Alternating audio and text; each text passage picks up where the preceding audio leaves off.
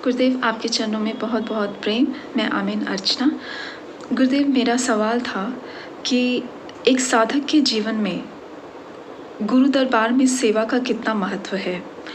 मैंने अपने आसपास के कई आश्रमों में देखा है जहाँ इस बात पे बहुत जोर दिया जाता है और शिष्यों को या साधकों को समझाया जाता है कि अगर वो तन से, मन से और धन से गुरु दरबार में सेवा करते हैं तो उनकी साधना में गति होती है।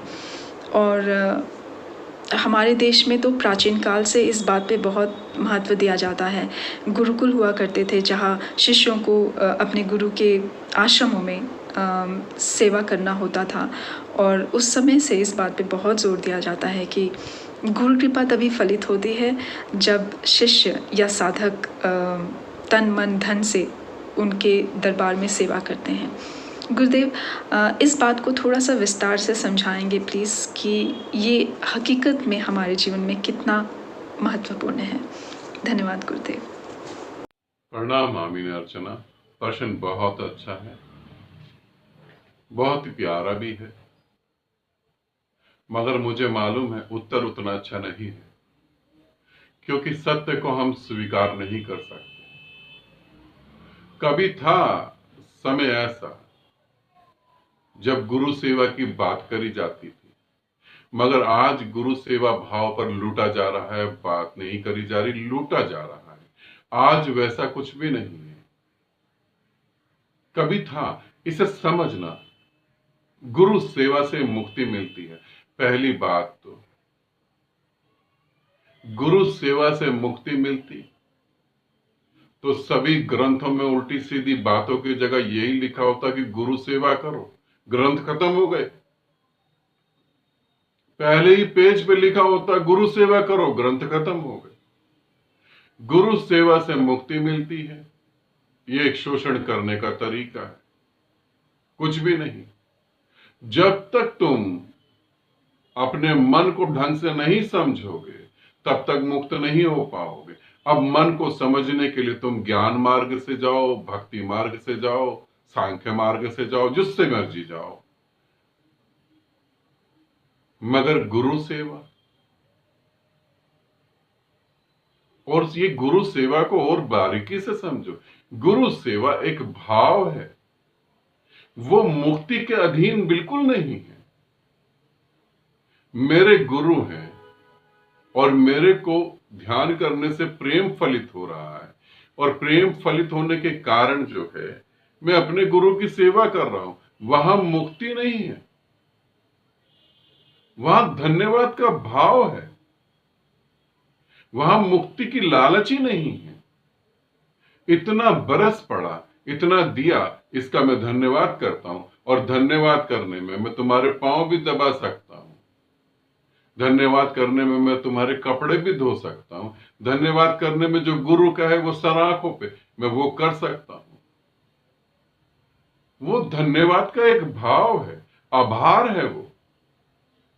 मगर इसी को और लोगों ने बोला कि गुरु सेवा जरूरी है, तभी तुम्हारी साधना में गति होगी। गुरु सेवा से साधना में कभी कोई गति नहीं होती। हां, गुरुओं की गति जरूर होती। ये मैं तुम्हें वो सत्य बोल रहा हूं जो हो सकता है तुम ही ना स्वीकारो। समाज की तो बात अलग है। आश्रम बंद हो सकते हैं, धंधे बंद हो सकते हैं, धर्म के नाम पे जो चल रहे हैं। गुरु सेवा का अर्थ है तन मन धन से तुम गुरु सेवा करो।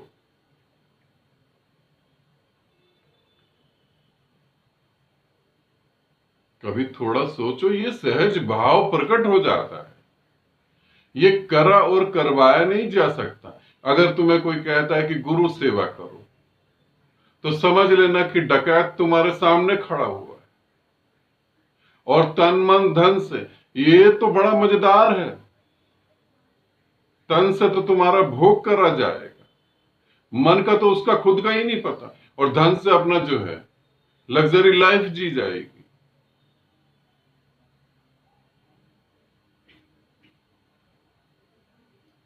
गुरु सेवा गुरु सेवा का सीधा सीधा अर्थ है जैसा गुरु है वैसे तुम उसके भीतर समा जाओ, और भीतर समा जाने के बाद एक हो जाओ। गुरु से प्रेम का अर्थ है गुरु जैसे हो जाना। गुरु सेवा का अर्थ है गुरु के और करीब आना और गुरु जैसे हो जाना। अब गुरु के और करीब आना तुम्हारा भाव हो सकता है, मगर ये करवाया नहीं जा सकता, ये सहज होता है। ये समाज में हमें ये सारी बातें बताई गई जिससे भोले भाले लोगों का शोषण करा जा सके। और आज तक जितने भी गुरु हुए मैं सबके खिलाफ बोल रहा हूं। गुरु का अस्तित्व ही कैसे बना? कोई व्यक्ति ज्ञान को प्राप्त हो गया और ठीक जब वो ज्ञान को प्राप्त हुआ उसकी सांस छूटी और वो मर गया।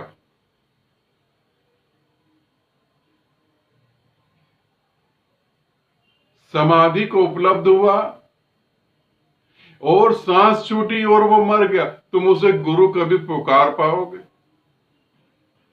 तुम उसे क्या पाओगे कि ये गुरु था?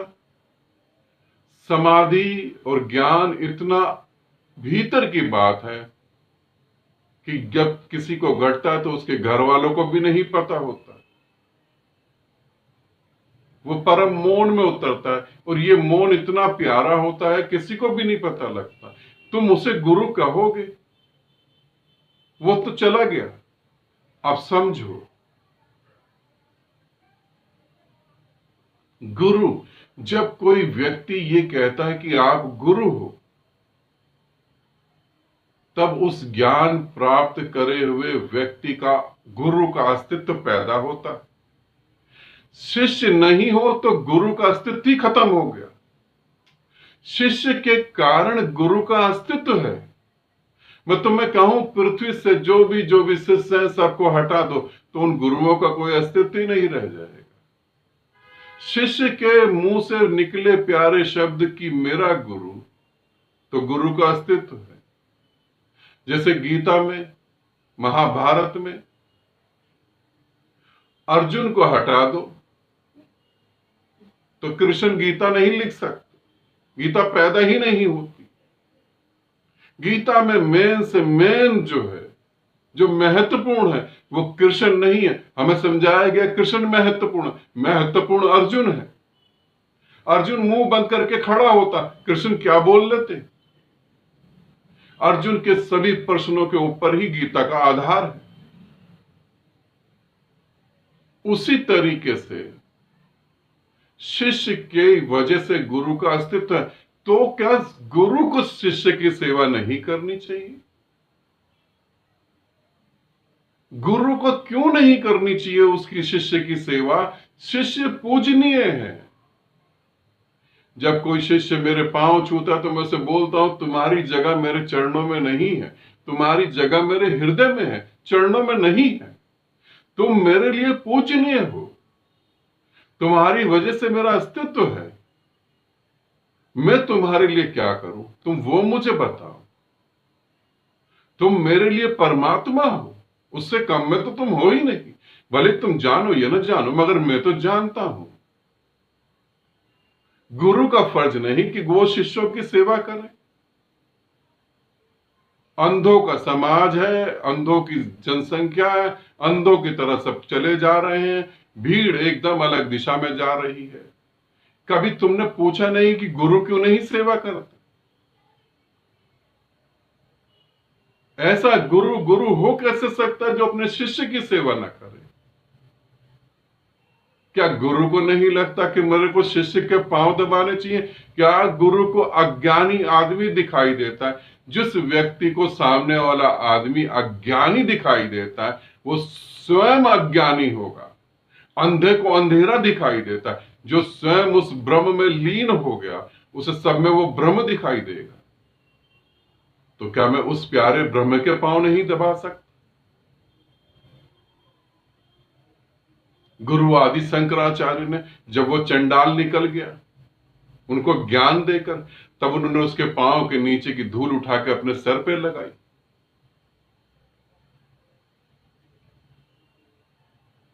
थोड़ा समझो। ये सब तुम्हें एक अलग दिशा में ले रहे। गुरु सेवा करनी चाहिए।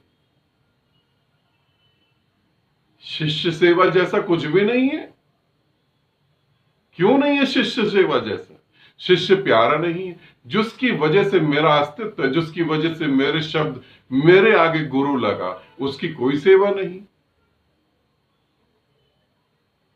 प्रश्न पूछने का अधिकार नहीं।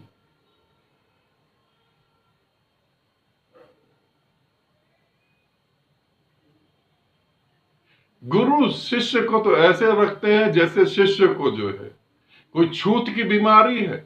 दूर दूर रखो उन्हें। जिसके पास पैसा ज्यादा हो उसे पास आने दो। ये कोई गुरु हुआ? जिस आदमी को अब भी अंधों की तरह दिखाई दे रहा है, इसे गुरु कह सकते हैं क्या? नहीं। गुरु सेवा एक गहरे प्रेम की बात है। शिष्य सेवा भी एक प्रेम की बात है जो सबके प्रति बरस रहा है। और तुम जानो या न जानो, हकीकत में गुरु तुम्हारी सेवा करता है। तुम जब चल रहे होते हो, तुम नहीं पहुंच रहे, ढीठ हो जाते हो, बातें नहीं सुनते, तो गुरु तुम्हें और तरीकों से पहुंचाता है। वो तुम्हारी सेवा कर रहा है। कभी किसी गुरु से पूछो। पूछोगे कैसे? पूछने की तो परमिशन ही नहीं। कुछ लोगों को दे दिए गए हैं कुछ सवाल, वो उनके खास होते हैं कि तुम पूछो और हम उत्तर देंगे। पूरा प्लान होता है। ऐसे थोड़ी ना तुम जैसे मुझसे पूछ लेते हो कि कुछ भी पूछ लो। नहीं, शिष्य सेवा भी कुछ है। और शिष्यों को पूरी आजादी होती है। तुम्हारा भाव करे तो सेवा करो, तुम्हारा भाव ना करे तो कोई बात नहीं। तुम परम ब्रह्म हो। तुम अपने में मस्त रहो। मैं अपने में मस्त हूं।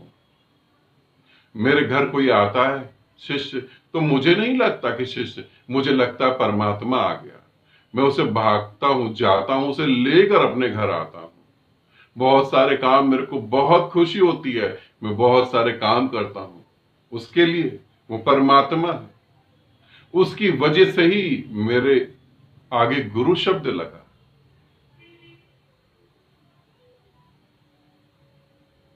नहीं, सब गलत है। तन मन धन से तुम सेवा करो, तुम्हारी साधना में गति होगी। मैं तुम्हें कह रहा हूं, ये सिर्फ झूठे शब्द हैं। आमीन अर्चना, जागो, ये झूठे शब्द हैं। आश्रम में फ्री के नौकर चाहिए होते हैं तो ये बात कह दी जाती है। और बहुत सारे लोग बहुत पैसा खर्च रहे, अंधों की तरह पागल बने हुए हैं, अंधी श्रद्धा में डूबे हुए हैं। गुरु सेवा से कुछ उन्हें मिल रहा है। उन्हें ऐसा भ्रम हो रहा है कि उन्हें कुछ मिल रहा है। गुरु सेवा करने से वासनाएं वही है, अहंकार वही है, कुछ भी नहीं बदला। मैं आमीन अर्चना तुम्हें कहूं, तुम मेरे साथ जुड़ी हो। मेरे साथ सभी शिष्य जो जुड़े हैं, मैं उन्हें इस भ्रम से बिल्कुल मुक्त करता हूं। तुम कभी नहीं सोचना कि तुम मेरी सेवा करोगे और तुम्हें मोक्ष मिलेगा। कभी नहीं सोचना। तुम्हारे मन में भाव हो सेवा करना, तुम्हारे मन में भाव ना हो तो सेवा नहीं करना। मैं तुम्हारे सेवा का अधीन नहीं हूं। मुझे किसी भी किस्म की तुम्हारी सेवा की कोई लालच नहीं। मैं अपने में मस्त हूं, तुम अपने में मस्त रहो। मेरा भाव होगा तो मैं तुम्हें गले लगाऊंगा। मेरा भाव होगा तो मैं तुम्हें सर आंखों पे बिठाऊंगा। और मेरा भाव प्रेम का तुम्हें प्रेम में कर ही रहा हूं। सभी को प्रेम हो रहा है। इस तरीके से समझो, शिष्य सेवा भी कुछ होती है। शायद इस पृथ्वी पर यह बात मैं पहली बार बोल रहा हूं, क्योंकि मैं एक नए युग का निर्माण कर रहा हूं जहां शोषण नहीं है। मैं तुम्हें तुम्हारे अधिकार के बारे में बता रहा हूं और मैं गलत फहमियों को दूर कर रहा हूं। गुरु सेवा से नहीं, समाधि से गुरु की सेवा करी जा सकती है। गुरु सेवा भक्ति में डूब के करी जा सकती है। जब तुम भक्ति में डूबते हो तो तुम और गुरु एक ही होते हैं। जब तुम समाधि में डूबते हो तब तुम और गुरु एक ही होते हैं। यही गुरु की सेवा है सबसे बड़ी, और कुछ भी नहीं। गुरु का शरीर एक दिन विदा हो जाएगा, निश्चित हो जाएगा। जो पैदा है वो मिटेगा ही, निश्चित गुरु का शरीर विदा हो जाएगा। मगर तुम ध्यान रखना, जब तुम समाधिस्थ होगे तो शरीर विदा होने से कोई दिक्कत ही नहीं है, क्योंकि गुरु तो फिर तुम्हारे शरीर के द्वारा और काम करेगा। गुरु इस शरीर के द्वारा, फिर अगले शरीर के द्वारा पृथ्वी पर सदा बना रहेगा। गुरु सेवा का अर्थ है तुम्हारी समाधि। गुरु सेवा का अर्थ है तुम्हारी प्रेम, श्रद्धा और भक्ति। पैसे से सेवा करना, तन से करना नहीं। तन से सेवा तुम क्या करोगे, और पैसे से सेवा क्या करोगे, और तन और पैसे से सेवा करी हुई से इन सेवाओं से मुक्ति प्राप्त नहीं होती। ठीक है, यदि फिर भी प्रश्न हो आमीन अर्चना, तो बेझिझक पूछना, और ये नहीं सोचना कि तुम्हारे प्रश्न से किसी को ठेस लग रही है या तुम्हारे प्रश्न से कोई परेशान हो रहा है। सबकी अपनी अपनी समझ है, तुम जरूर पूछना। आनंदित रहो, सदा खुश रहो। बहुत बहुत प्रेम।